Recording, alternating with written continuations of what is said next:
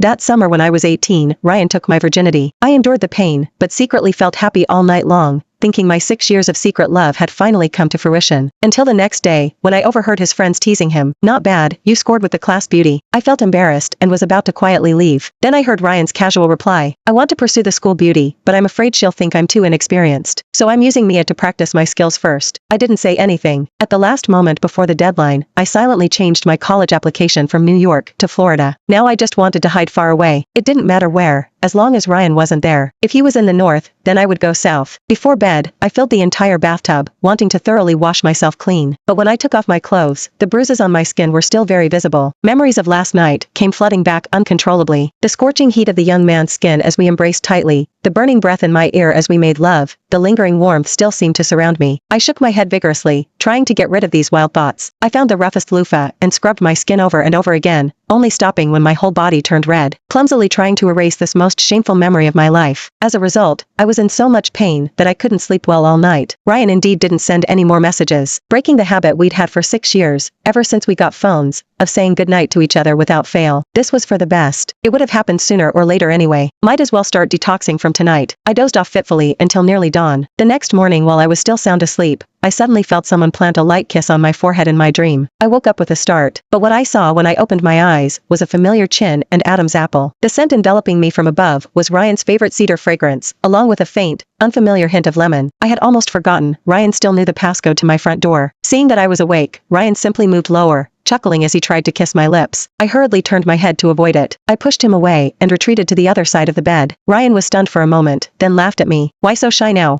I didn't say anything, just pulled the covers over my head. Ryan scolded me while trying to pull off my blanket. "Mia, you've gotten bold, huh? You didn't even say goodnight to me last night, and you dared to turn off your phone and go to sleep. Now you're hiding from me?" He deftly slipped under my covers. Before I could react, he had wrapped me in his arms. "Be good. How many times have I told you not to skip breakfast? I went for a 30-minute run specially to get you those crab roe buns you love. I queued for ages. Do you want to get up and eat now, or do you want to be eaten first?" His breath was very close to me, and his hands started roaming. Fully awake now, I struggled desperately, but at 5 feet 3 inches, I was no match for a 6 feet 2 inches man. I really couldn't understand what he was thinking. He already had Claire. Why was he still messing with me? After struggling hard for a while, I was panting heavily. I hadn't broken free, but was held even tighter. "What are you throwing a tantrum about now? Are you angry? Just because I didn't take you to the party last night? Such a trivial thing?" I didn't say anything. He buried his face in the crook of my neck, laughing out loud. "Let me guess, your good friend Lily tattled to you? It was just a game. Is that worth being jealous over? Why are you still like before, getting all sulky whenever I get a little close to other girls?" I was furious beyond words, with no idea where to even begin. Remembering what I learned during freshman orientation, I suddenly raised my knee